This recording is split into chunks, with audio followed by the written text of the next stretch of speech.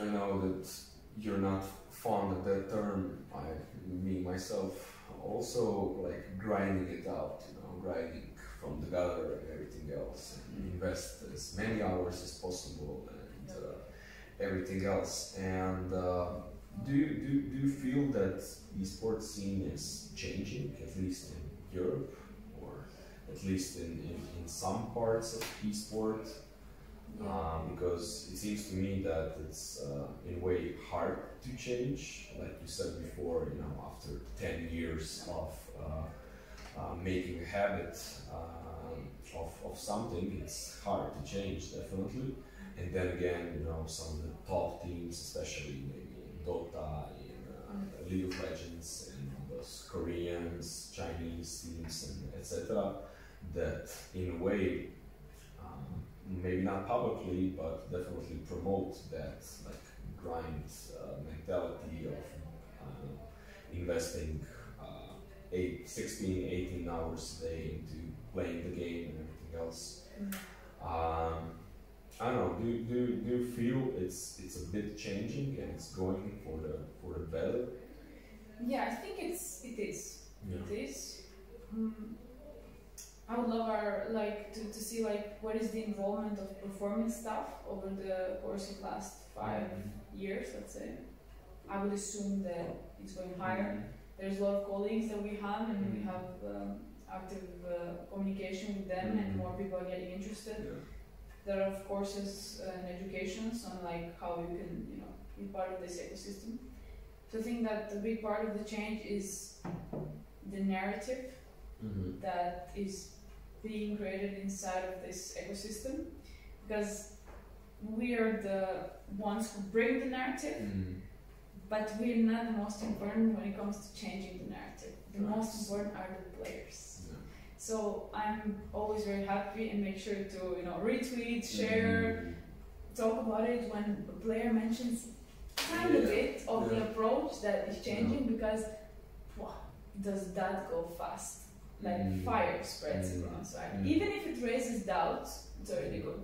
And I'll say this: I really think that one of the best things that happened to League of Legends, and by not wanting to sound mean or anything, is that FPX has failed this world because of the story of Tian, because of the story of health, wrist injuries, deterioration and exhaustion he's been going through for the past 2 years, being an MVP, being ranked high for this world together with Doembi, and now to drop at such an early stage. So, and actually, in one of the latest interviews we had with one of the players, he mentioned this story, and all of a sudden in my head I was like, so big. This is so big in the history of League of Legends that an Asian team gives examples, apart from Uzi, obviously, but he's still active, but he's right now going through this. Now, 2 years ago I would say, but now is the time to change and see Asian teams are human. They also suffer from the same human things that we all feel. They are not superhuman. Maybe they have different culture and stuff, but these things don't avoid cultures.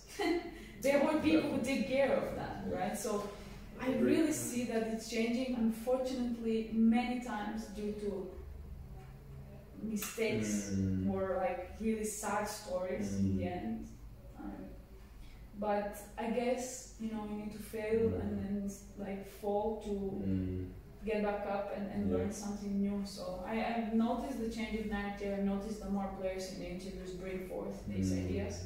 It's really something that excites me, which makes our job so much easier. And we don't have to deal with so much resistance in the end. And I think that it's a big step up for the whole scene, and maybe even for the whole stereotype of esports discipline, and what we are doing here and how we are doing. Yeah, it seems to me that fortunately in the traditional sports, we have, I would say now, dozen examples of really top athletes, you know, that have come out, put things forward regarding their mental health issues, like Gigi Buffon, like Tyson Fury, like who was Marty Fish, Michael Phelps, Kevin Love. Yes, then Naomi Osaka, then what was the gymnast? Simone Biles. Right. So we have so many examples now of the top athletes that are really role models for everybody else, you know, to come out, you know, to speak up about the issues they're having. And I think that this is a great thing because, of course, not everybody is Michael Phelps or Tyson Fury and stuff like that, but it's thousands and thousands, most probably millions of kids over there trying to come to some form of top or whatever, you know, that can really say, okay, I feel this, I have the same issues, I feel the pressure, I feel anxiety, I feel sad. It's okay to be human, it's okay to seek for help, and it's okay to do something about it. It's just not, I'm not a robot, I feel all those same things.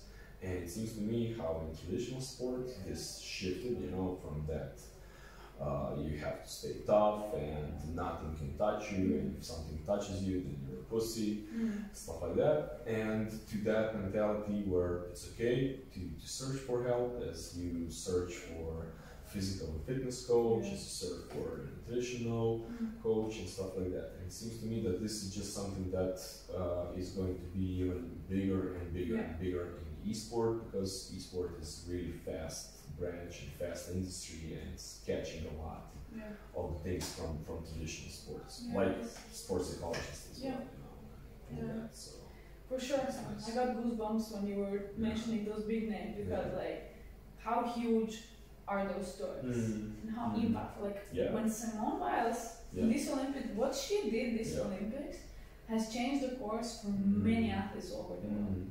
And that is so big to think, you know.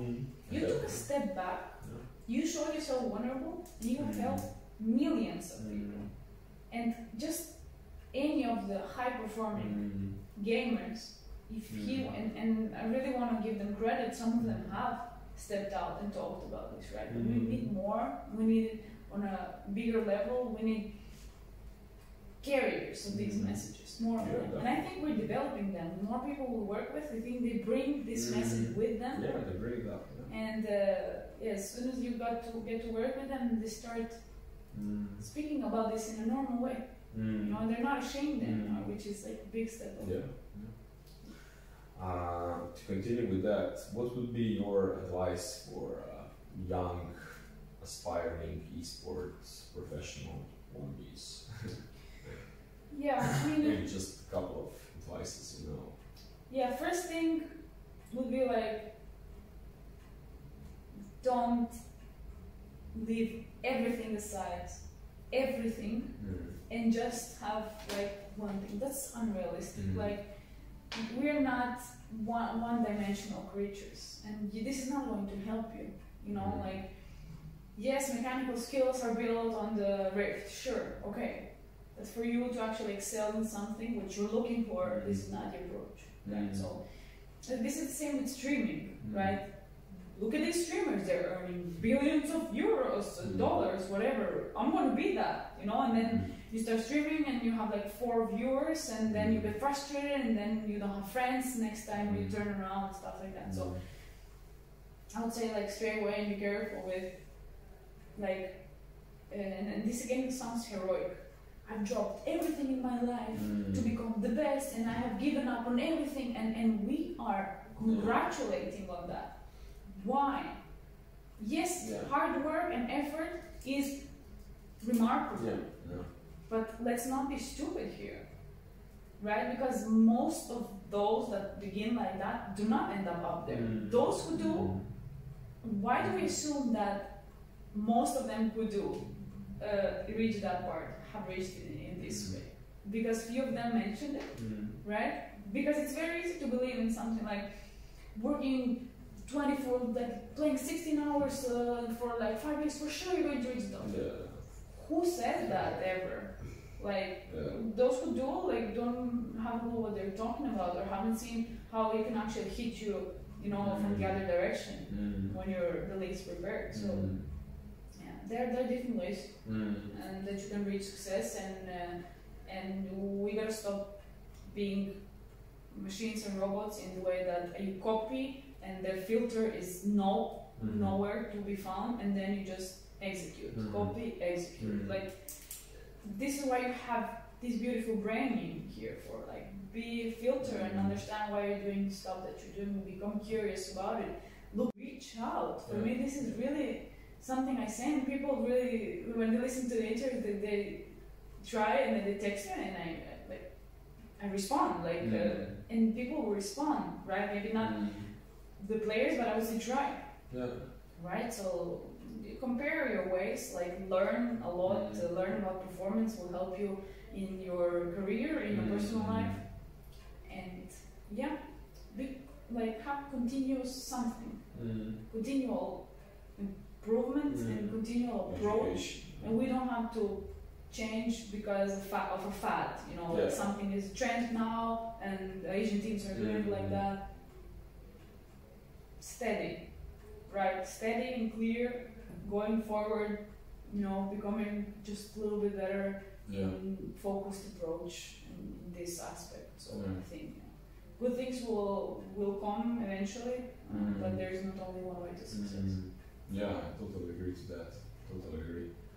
It seems to me that sometimes people just catch on to something and it's like, yeah, this guy made it, this girl made it by doing this, and now I have to do the same. But there's so many ways to the top, and there's so many ways how you can achieve something, and you just gotta find your way and not try to copycat something